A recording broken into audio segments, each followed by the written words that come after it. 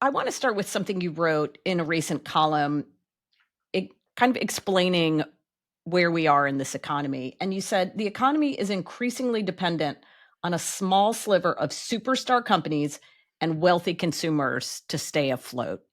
Can you help us understand what that means?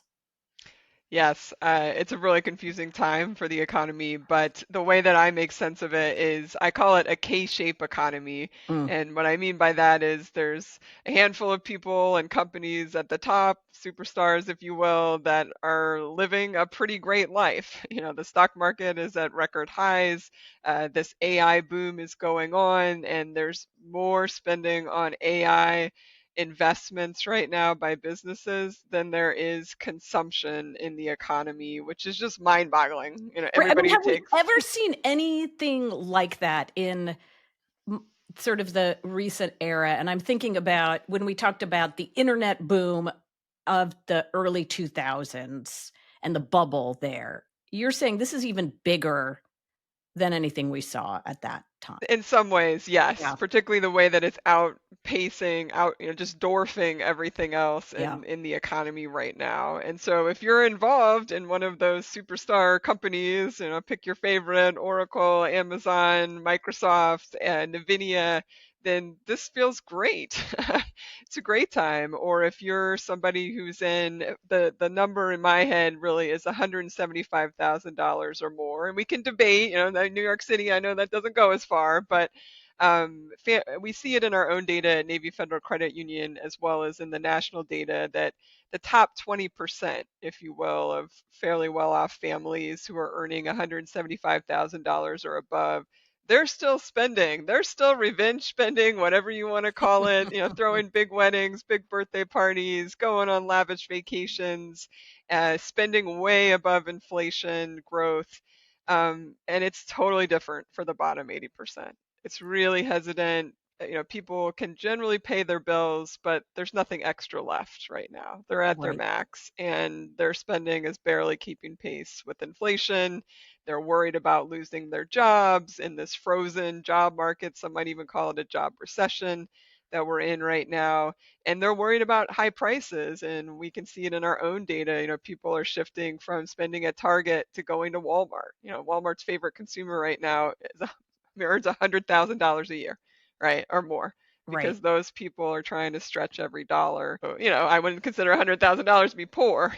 That's pretty Exactly. pretty Right. middle When we're class. talking about who's trying to stretch their dollars, you could argue, you know, 80% is not exactly a small percent of the American public. So, is this stretching, Heather, this feeling of being under pressure and clearly their incomes are not keeping pace with the cost of stuff?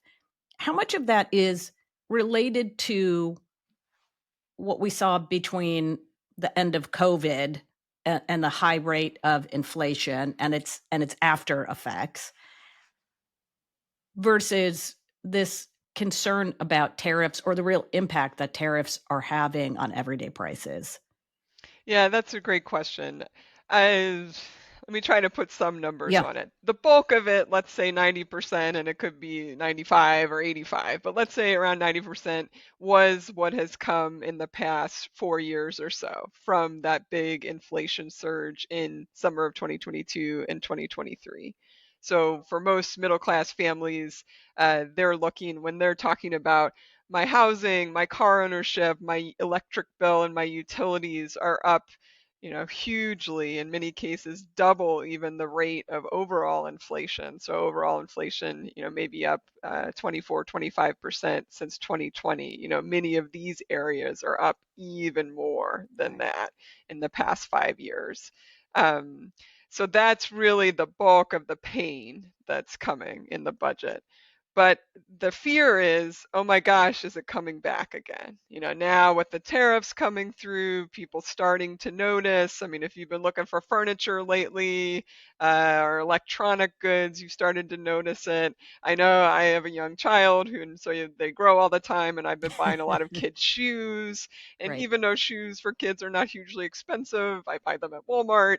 I noticed that the same pair of shoes that I bought in the spring for $10 is now 14. mean? So again, did that totally break my budget? No, but people are starting to see it, and I think the fears are heightened because of the trauma we all just lived through, in recent years. That's right. That's right.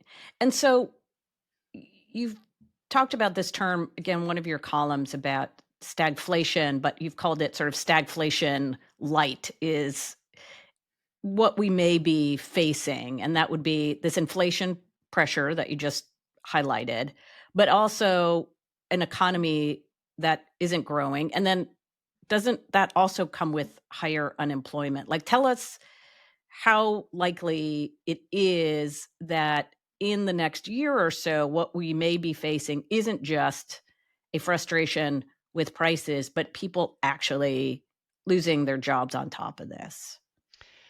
Yeah, that's one of my biggest fears. Yeah. I've been calling the job market frozen for 8 or 9 months now.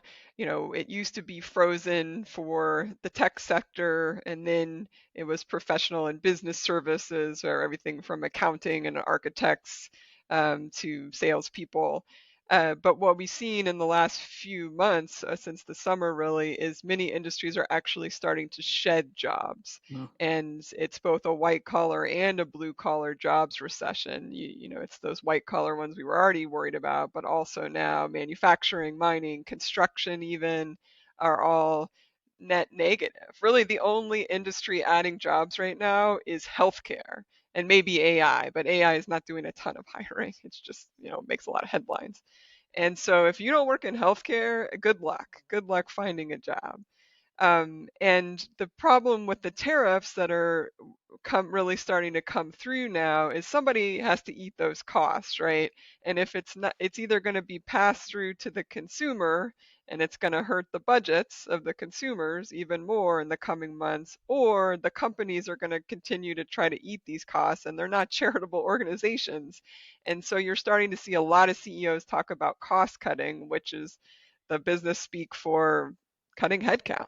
We'll right. just reduce the size of our headcount to try to contain the costs for a while. And so either way, it's a middle class squeeze. So